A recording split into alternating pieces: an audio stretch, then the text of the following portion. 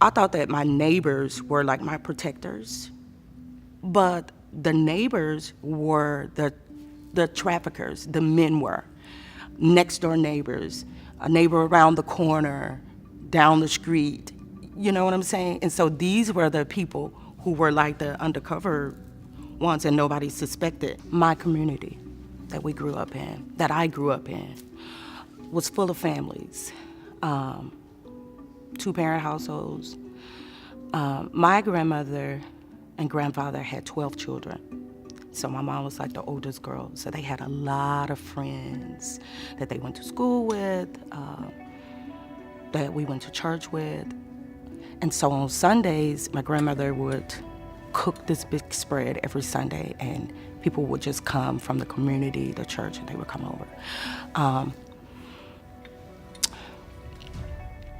There was a young man that was friends with one of my uncles.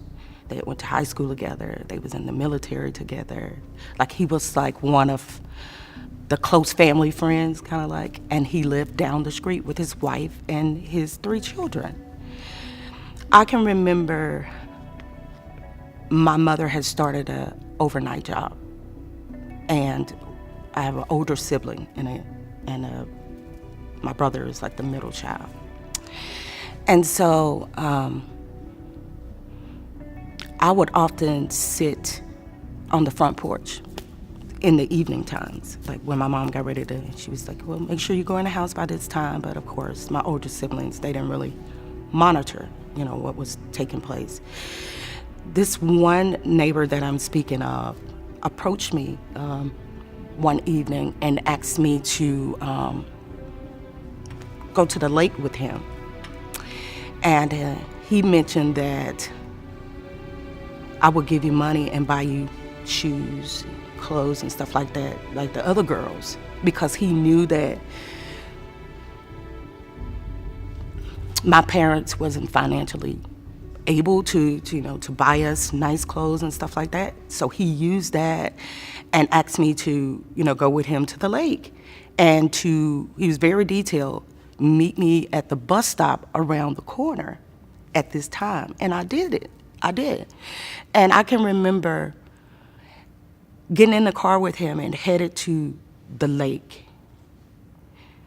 My heart, it felt like I was having a heart attack. My heart was beating so fast.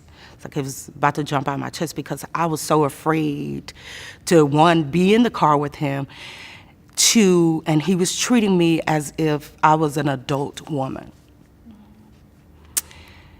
The music that he was playing, he had alcohol in the car and offered me alcohol at this time. I was way too young to even consider drinking. By the time we made it to the lake,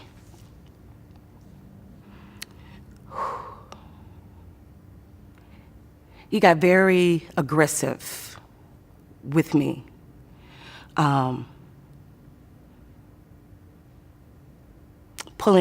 Just pulling on my shoulders and on my arms, because I was resisting him. So this is wrong. You're hurting me. I'm being a kid. But he was continually aggressive, pulling on my shoulders and my arm. He was actually trying to undress me.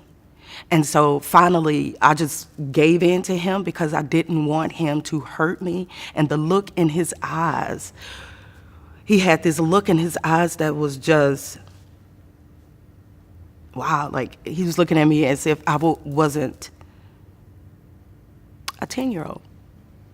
He was just looking at me as if I was an adult woman that he was getting ready to be intimate with. And that's how he was treating me. And I had to play the role just to get back home. Like, I wanted to go home. And all I could think about is my mom. My mom is going to spank me once for being in this car with this man, but how do I tell her what just happened? And how do I tell her this particular person did it? So after this was over, he would continue to come to Sunday dinner.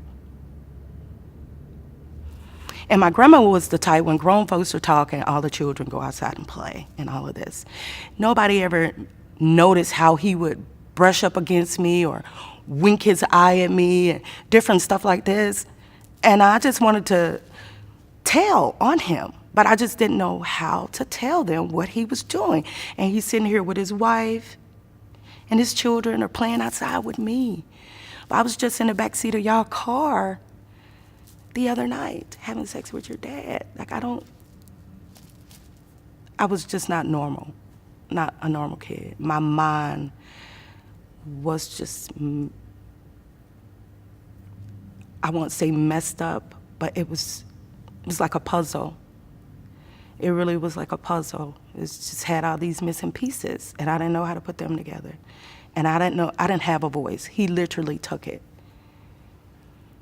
That particular incident took my voice.